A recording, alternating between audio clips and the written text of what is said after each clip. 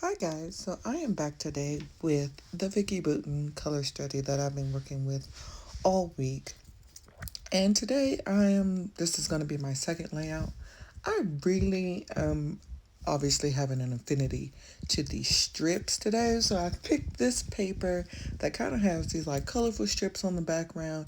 Kind of reminds me of that first layout that I did where I cut out the strips myself. But luckily for these strips, it is already pre-cut. I don't have to worry about that. I'm gonna get some solid color papers just because I need something to tone down that back paper. So I'm pulling paper that kind of matches those strips on the back there. So for this green and blue and pink paper, I am actually going to cut down this green and blue paper. I am cutting it to 9 inches by 10 inches.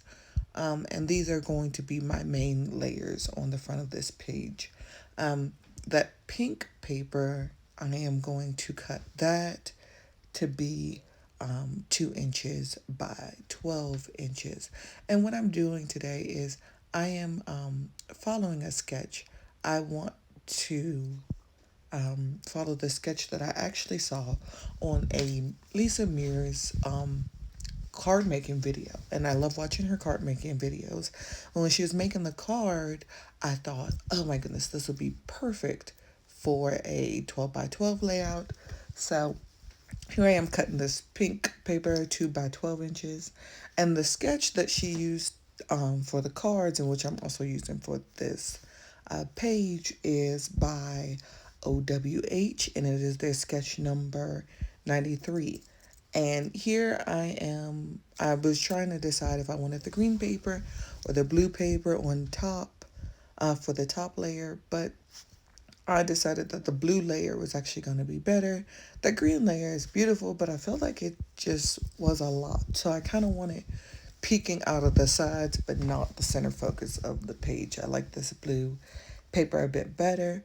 Um, and now I'm trying to figure out if I want the strip on the top, on the bottom. Um, the original sketch looks just like what you see here, but I'm actually going to end up moving that pink strip because I like it on the bottom orientation better than on the side. So here I am, getting it glued down. As I said before, I am not quick at these things. This video is actually, instead of like my last video, it is sped up by 2. So it's times 2 this time instead of 1.5. Just because, especially on this next part here, I am having such a hard time getting my placement together, putting it down. I pick it up, I put it back down, I move it a little, I shift, I pick it up, I put it back down. So I had to speed up this video just a little bit more. But once I get it down, I have it stuck pretty well. And now I have to figure out photo placements because the one thing that the card sketch didn't obviously have is photo placement. So I really like this purple paper that I've picked out. And then I am going to do multiple layers with this. So this purple paper, I am cutting 4.25 inches by 6.25 inches, and I'm cutting it that way because I want it to be a layer for this black sheet that you see. The black sheet is cut 4 by 6, and I always like to make, especially for these pages since I sell them, that solid color is always going to be what the photo size is. So average photo size is 4 by 6. So your photo, when it goes on this paper, should cover that black completely. You won't see that at all, but you will see this purple layer that's sticking out behind it.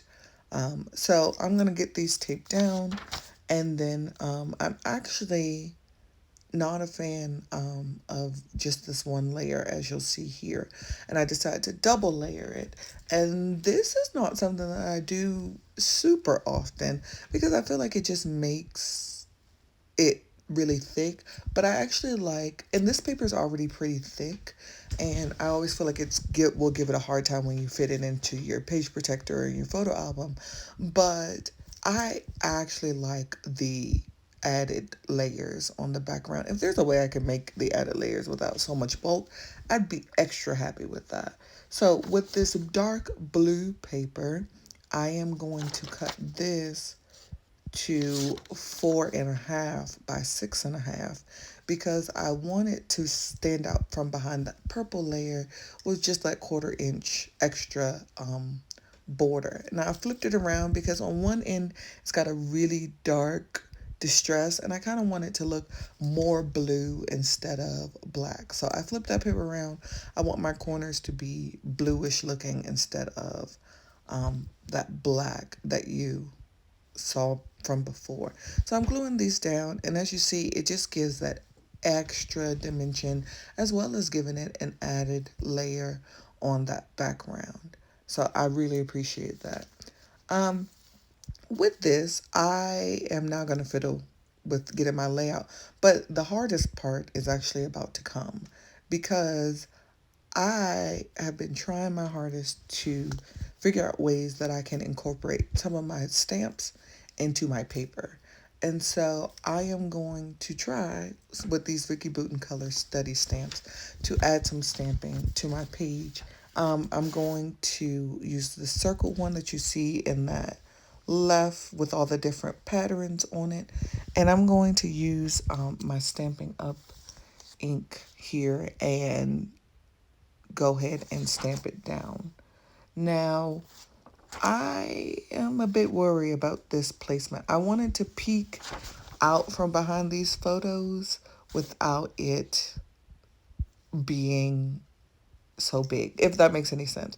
I'm actually going to stamp in a lot of different places with this, but I just want a hint of it. I've seen a lot of people do stamping on their pages, and I'm always like, oh, that looks so cool, but I feel like if when I try to do it, it would look weird. I know I'm not the only person who feels that way. It's like you see something cool, and then when you try it, you're like, I don't know if that worked well for me. So what I'm doing is here, I wanted to stamp off the page some. So I just put a piece of white cardstock back there and kind of just stamp off to the side of the page there. And I'm just adding extra stamps.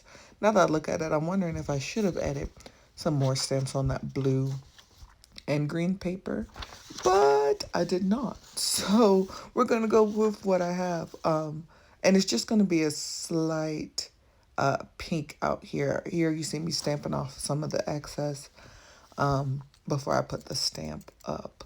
But today I decided, per feedback that I received from my last video from family, that I should write scripts for these things.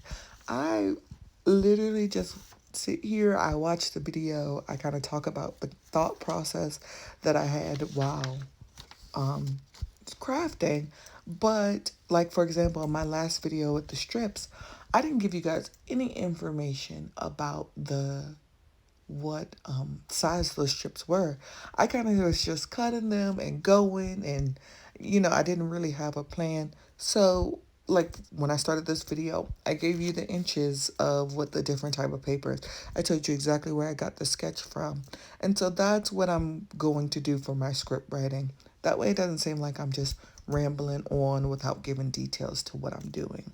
So this part is actually the longest part. You will see me do this from now until the video is over. I am having such a hard time today with these embellishments. I don't know what I want to go on.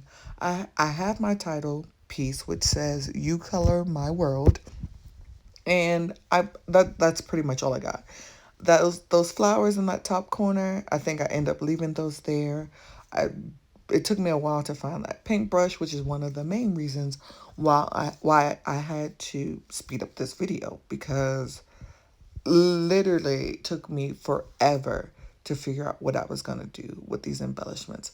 So I'm going to bump up this color, "You Color My World" sticker because it's our title, so I want it to stand out.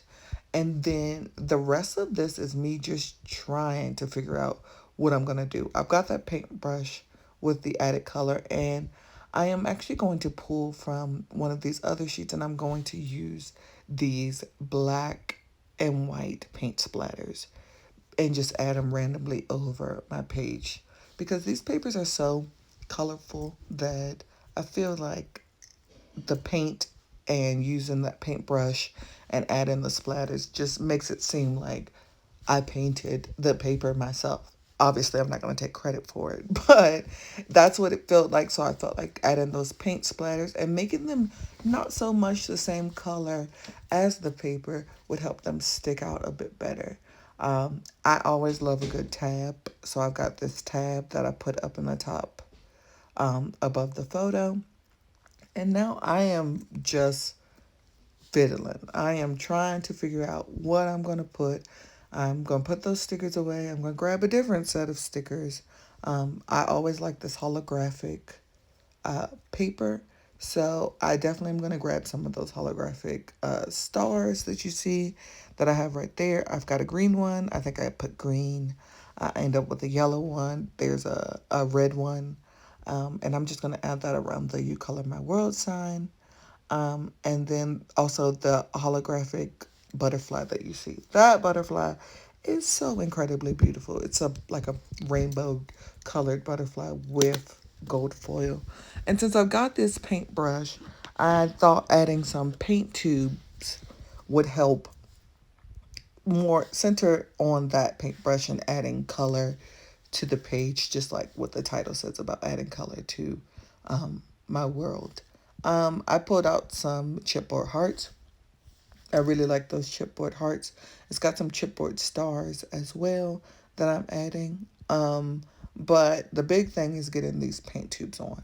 I am going to fiddle with these paint tubes so much because, and then I forget about them. I find other things to do. And then I have to find the other paint tube. It is a process, let me tell you. So none of this is ever quick. And if I didn't have this on 2 times speed, you'd be like, oh my goodness, where is this going? Is she going to move on? Why is she still looking? And maybe I need to start. I've noticed in a lot of these videos that, especially like with Lisa Miz with her cards, instead she doesn't do any, or at least from the videos I watch, don't have me out here lying. She doesn't do a lot of cutting on the videos. She already comes with her supplies already got together. The things are already cut. And then she just follows the sketch. And maybe that's what I need to start doing. I need to already have picked out my embellishments, already, cut my paper, and just go ahead and get it together that way. That would probably save me a lot of this camera time that you see me trying to figure out what I'm doing with these embellishments.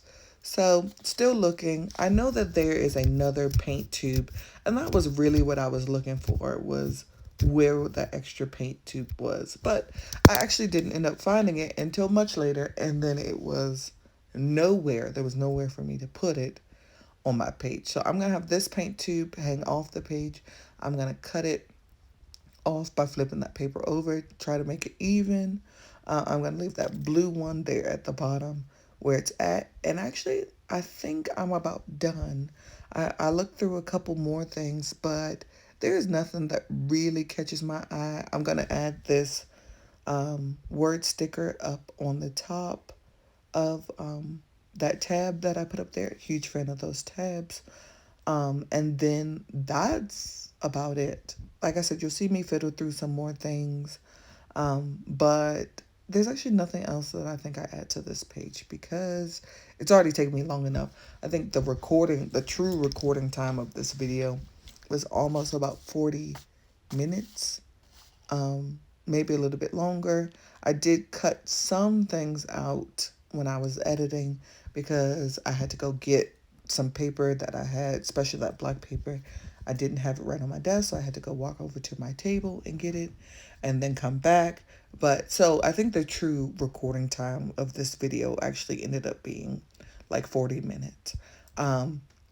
But I sped it up, of course. There's the other tube. I finally found the other tube, and then I just couldn't get it to fit and work. So I don't even end up using it. But I do try, for sure. I definitely try, but it ends up not working. So this is my finished page. I truly appreciate you sitting here and listening to me babble. Thank you so very much for watching, and have a good day.